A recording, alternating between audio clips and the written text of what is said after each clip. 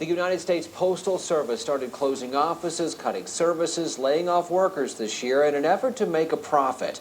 The cuts caused postal union workers to picket in the Tri-Cities. This was a protest in Kingsport earlier this year. They want the USPS to keep workers and keep processing mail in Johnson City instead of sending it to Knoxville. They claim that would slow down service. But even now, some Bristol residents claim something's been up with mail delivery as of late. 11 Connects reporter George Jackson went in search of answers in tonight's You Ask, We Investigate report. In April, the U.S. Postal Service decided to stop processing mail in Bristol. Phase 1 of the consolidation in August, Phase 2 last week.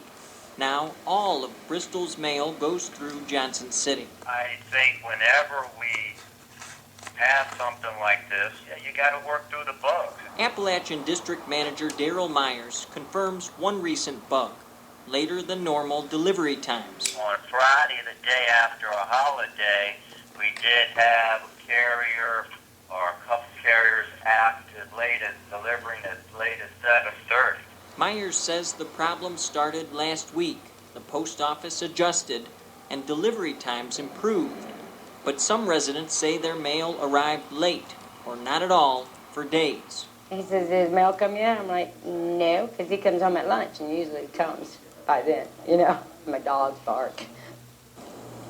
I spoke with several postal workers who are close to the consolidation process who didn't want their names in my report. They say these delays were caused by more than a few bugs, that several employees at the Bristol office held a sick out.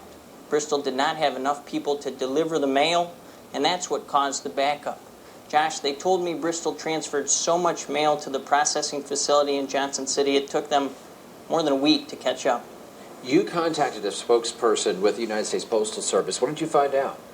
The spokesperson was in Pennsylvania, Josh, but she was not aware of the problem. After I shared some of these concerns that Bristol residents have, she got me in touch with that district manager who you heard from and talked about bugs in the process.